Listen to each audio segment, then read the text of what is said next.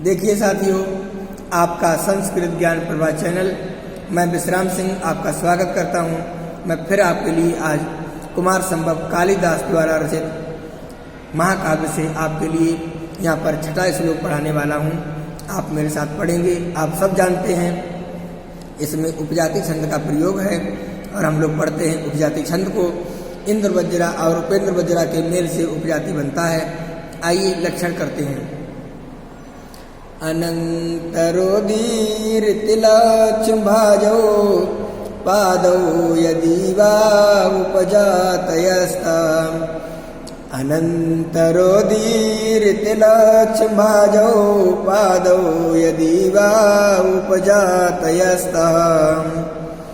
पदं तुषाराश्रुतिधौतरक्तं यस्मिन्न दृष्ट्वा वपिहत दुपानाम्। विदन्ति मार्गं नखरन्ध्रमुक्तये मुक्ता फलैके सरिणाम किराता। एक बार दोबारा से भाषण करता हूँ, सुनिएगा। हो सकता है आपको कुछ आवाज में स्पष्टता ना हो, तो मैं दोबारा से और अच्छे से पढ़ने का प्रयास करता हूँ। सुनिए। पदं तुषाराश्रुतिधौतरक्तं यस्मिन्न दृष्ट्वा वपिहत दुपानाम्। विदन्ति मार्गं नखरन्ध्रमुक्तये मुक्ता फलैके सरिणाम किराता।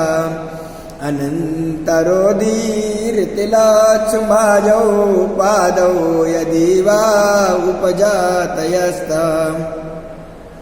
साथियों, यहाँ पर लिखा हुआ है, आपको देखिए, मैं सीधे सीधे आपको अन्वय की ओर ले चलता हूँ, वहां से आप सीधा अर्थ प्राप्त करेंगे। सुनिएगा।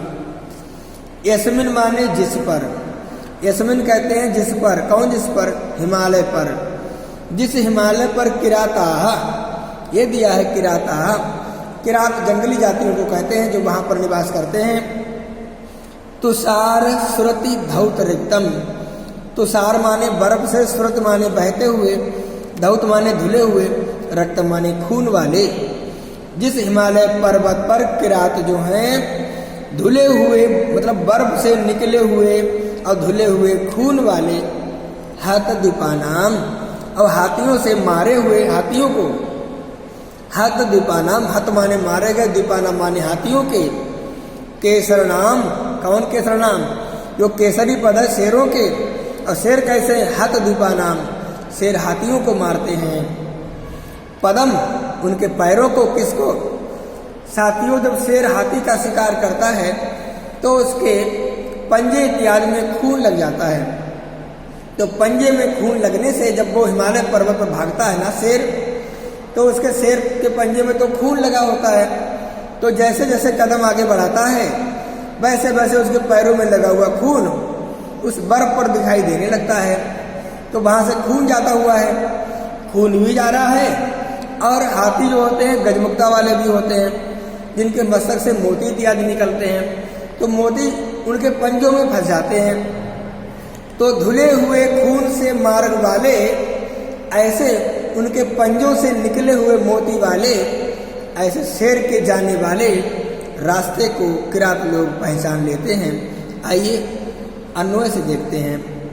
तो जिस पर्वत पर किरात लोग तुषार श्रुति बर्फ से निकले हुए धौत रक्तम और धुले हुए लाल लाल, हत द्वीपानाम, हाथियों को मारने वाले, केसर नाम, शेरों के, पदम पदों को, आदृष्टवापि, क्योंकि जो खून होता है ना, जब शेर के पैर से निकल जाता है तो बर्फ पिघल जाता है, तो खून तो गायब हो जाता है, लेकिन मोती निकला हुआ होता है वो गायब नहीं होता। तो नखरंध्र मुक्तई, नाखूनों के, रंध्र माने छिद्रों से, मुक्तई माने निकले हुए, मुक्ता फले माने मोती के फल, उन्हों से तृतीया है यहाँ पर लगा हुआ है।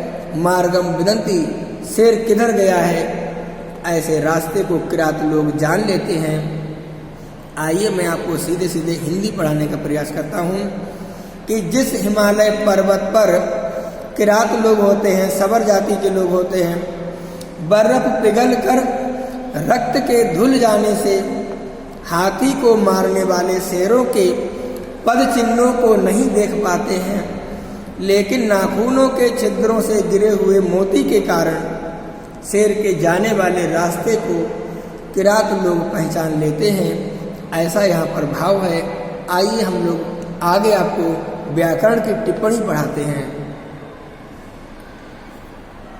तो देखिए साथियों, यहाँ पर लिखा है किरम अरण्यस्य पर्यंत देशम अतंति।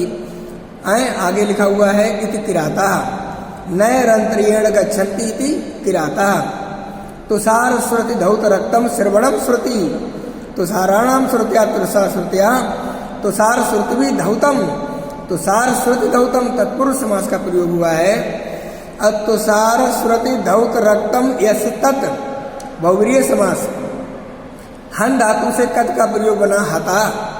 केसरणाम सिंगा स्कंदा प्रदेश स्थानीय रोमाणी संति येषाम ते केसरणा तेषाम केसर इन्हीं प्रत्यय से बना केसरणा षष्ठी विभक्ति बहुवचन का रूप है।